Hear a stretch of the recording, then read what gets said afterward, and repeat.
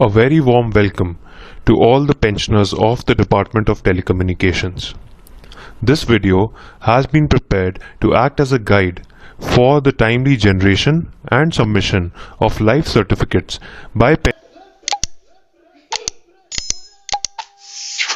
pensioners to ensure uninterrupted disbursal of pension. Before we move on to see the process of generation and submission of life certificates, it is pertinent to mention that there are three different types of DOT pensioners existing at the moment. It must be noted that DOT pensioners include BSNL and MTNL combined service optees and pro rata pensioners who draw their pension from Government of India as per the CCS pension rules. The three different types of pensioners are: in the first category are those pensioners who currently draw their pension in bank accounts via banks or centralized pension processing centers.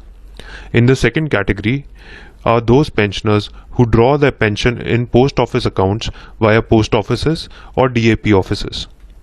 In the third category are those pensioners who draw their pension in bank accounts directly from Controller of Communication Accounts offices via Sampann or the Financial Management System. Sampann is a comprehensive pension management system which was dedicated to the nation on the 29th of December 2018.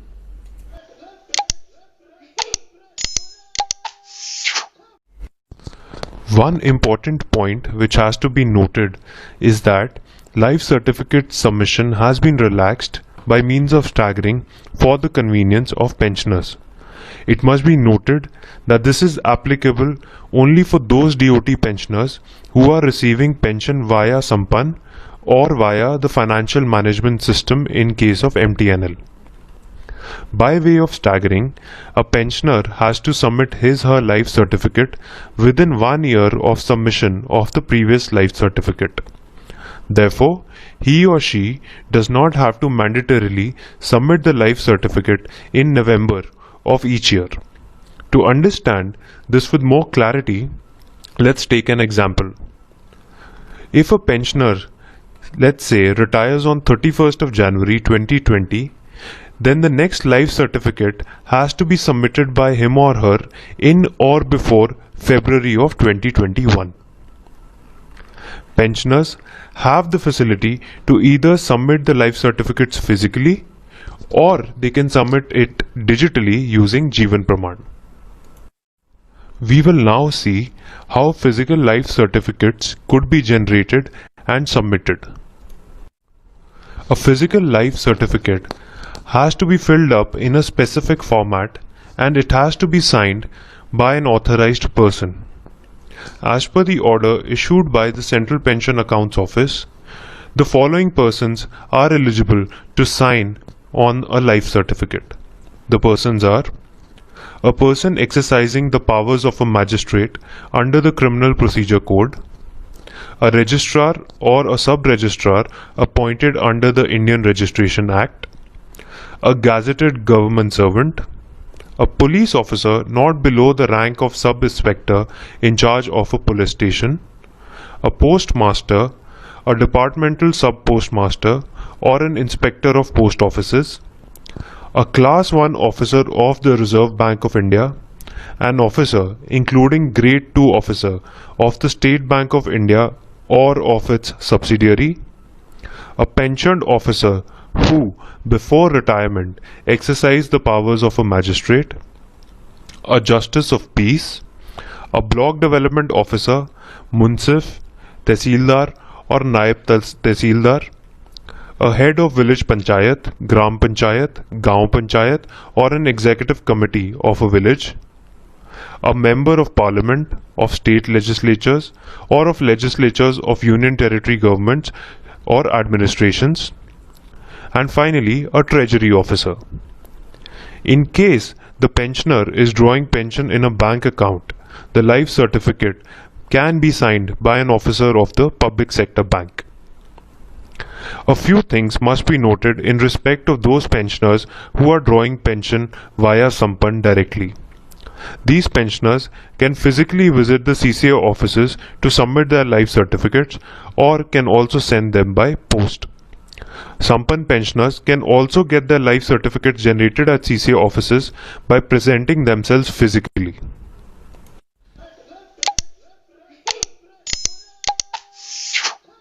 In case of a pensioner who is residing abroad and drawing pension through any bank included in the second schedule to the Reserve Bank of India Act 1934, the life certificate can be signed by an officer of the bank.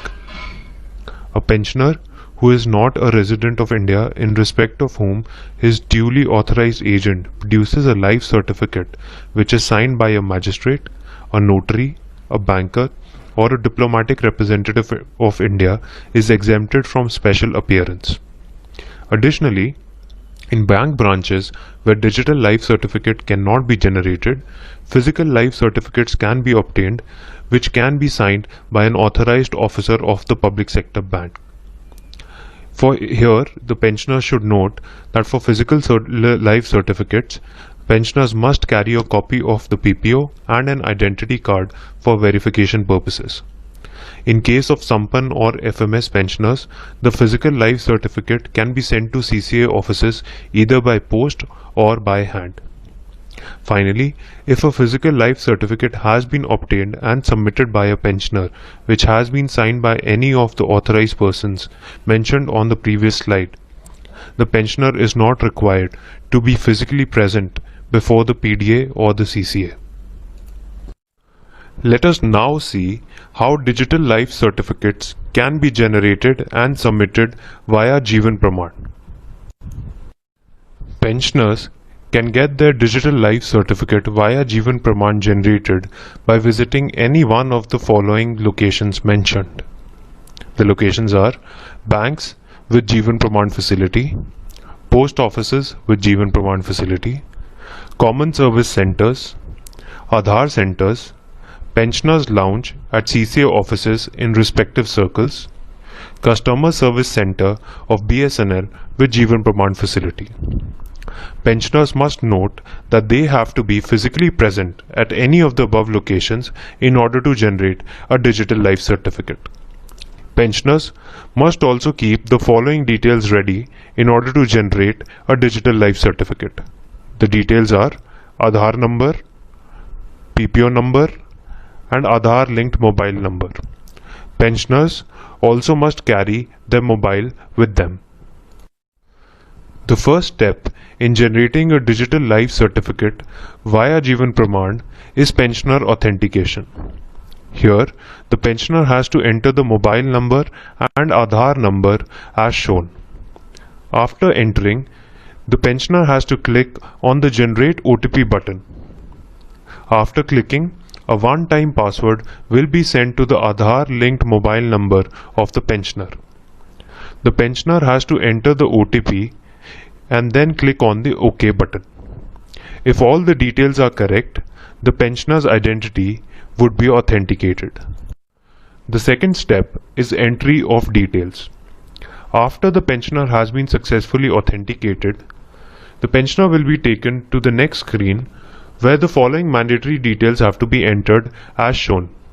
The details are name of the pensioner, PPO number, type of pension, sanctioning authority, disbursing agency, and account number. The description of the fields which have to be entered by the pensioner is as follows. The first field is name of pensioner, where the pensioner has to enter his or her full name. The second field is PPO number, where the complete PPO number has to be entered. The third field is type of pension, where the pension type as applicable for the pensioner has to be selected from the drop-down. The fourth field is sanctioning authority. Since the pensioners belong to the Department of Telecommunications, Telecom as shown has to be selected from the drop-down. The fifth field is disbursing agency. Here, if the pension is being drawn in bank accounts via banks or CPPCs, then bank has to be selected from the drop-down as shown. However, if the pension is being drawn in bank accounts via Sampann or FMS, then Department of Telecommunications as shown has to be selected from the drop-down. The sixth field is agency. Here, if the pension is being drawn in bank accounts via banks or CPPCs, then the respective bank has to be selected from the drop-down. For example, if the pension is being drawn from State Bank of India, then State Bank of India has to be selected from the drop-down.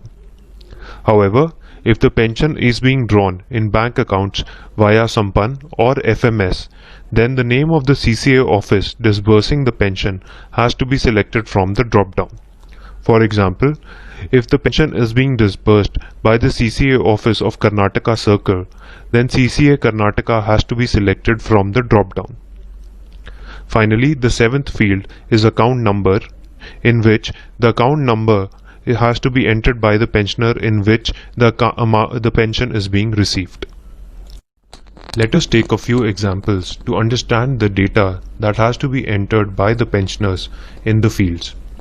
In the first example, the pensioner is a DOT or a BSNL pensioner drawing pension via Sampann. The CCA office in this case is CCA Bihar. The sanctioning authority in this case will be Telecom. Disbursing agency will be Department of Telecommunications, and the agency will be CCA Bihar. In the second example, the pensioner is a DOT, BSNL or MTNL pensioner drawing pension via Sampann or FMS. The CCA office in this case is CCA Delhi. The sanctioning authority therefore in this case will be Telecom. Disbursing agency will be Department of Telecommunications, and agency will be CCA Delhi. In the third example, the pensioner is a DOT or BSNL pensioner drawing pension via Sampann. The CCA office in this case is CCA Maharashtra. The sanctioning authority therefore will be Telecom. Disbursing agency will be Department of Telecommunications, and the agency will be CCA Mumbai. In the fourth example, the pensioner is a DOT or MTNL pensioner drawing pension via Sampann or FMS. The CCA office in this case is CCA Mumbai. The sanctioning authority therefore will be Telecom. The disbursing agency will be Department of Telecommunications, and the agency will be CCA Mumbai. The third step is confirmation. After entering all the mandatory details, the pensioner has to either select the yes or no option for is re-employed and is remarried. After that, the pensioner has to tick the checkbox as shown to give consent. The fourth step is biometric scanning. After filling all the details, pensioner has to click on the scan finger button and thereafter complete the biometric authentication either by finger scanning or iris scanning. The fifth and the last step is life certificate generation. After the biometric authentication has been successful, the digital life certificate will be generated as shown in the figure. A unique Jeevan Pramaan ID will be generated, which must be noted down by the pensioner. Additionally, an SMS will also be sent as an acknowledgement on the registered mobile number. The pensioner can click on the print button to download or print the life certificate. Being a digital life certificate, the life certificate is automatically transferred to the PDA electronically, and therefore the pensioner is not required to submit any document physically. Since the life certificate would be digitally submitted, the pensioner is not required to physically present himself or herself before the PDA or the CCA. दोस्तों, यदि आपने अभी तक हमारा channel subscribe नहीं किया है तो नीचे दिए गए सब्सक्राइब बटन और बेल आइकन को दबाकर चैनल को अभी सब्सक्राइब कर लें ताकि BSNL और VRS से रिलेटेड सारी न्यूज आपको समय पर मिलती रहे। धन्यवाद। जय हिंद, जय भारत।